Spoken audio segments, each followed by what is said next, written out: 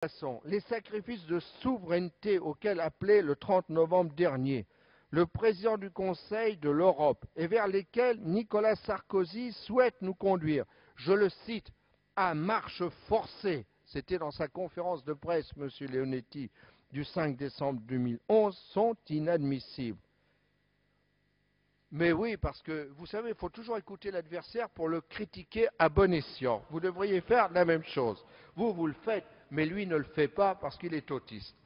Comme le proclame l'article 3 de notre Constitution, la souveraineté nationale appartient au peuple qui l'exerce par ses représentants. Monsieur le ministre, l'en dessaisir, c'est le trahir, c'est trahir notre pacte républicain.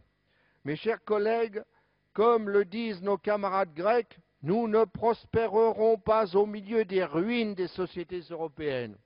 Notre impératif catégorique, c'est la solidarité désintéressée et inconditionnelle pour bâtir avec les Grecs, avec les Allemands, les Portugais et tous les autres une Europe démocratique, prospère et pacifique, digne de son histoire et fière de ses luttes et non de ses capitulations. Le président français, la chancelière allemande et ceux de Goldman Sachs veulent faire de la Grèce un exemple pour nous faire peur, pour que nous votions sans les regarder de trop près ces textes qui, sous couvert de solidarité, cherchent à constitutionnaliser l'austérité et à placer nos États sous tutelle. Ils écrasent de leurs talons de fer, comme aurait dit Jack London, la patrie de Solon et de Périclès pour que nous acceptions leur chantage odieux qui conditionne la carotte au bâton et l'assistance à la punition.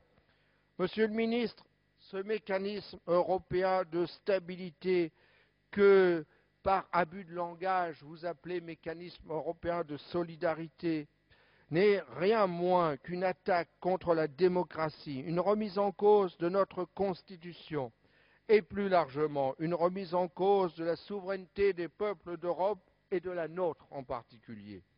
Et tout cela se passe dans un secret et un silence politique et médiatique assourdissant. Comme l'a rappelé notre camarade Jean-Luc Mélenchon, même pour les députés européens, il a été quasiment impossible de savoir comment se déroulaient les négociations. En 1814, monsieur le ministre, vous n'y étiez pas et moi non plus, dans un ouvrage intitulé « De la réorganisation de la société européenne », nos citoyens Saint-Simon avertissaient pourtant ses contemporains, je le cite, écoutez bien, il y a matière à réflexion pour vous, des obscurités de la politique naissent les troubles de l'ordre social. La situation quasi insurrectionnelle de la Grèce devrait inciter nos chefs d'État à un peu de prudence et à une plus grande transparence, à défaut de respect démocratique dont ils n'ont que faire.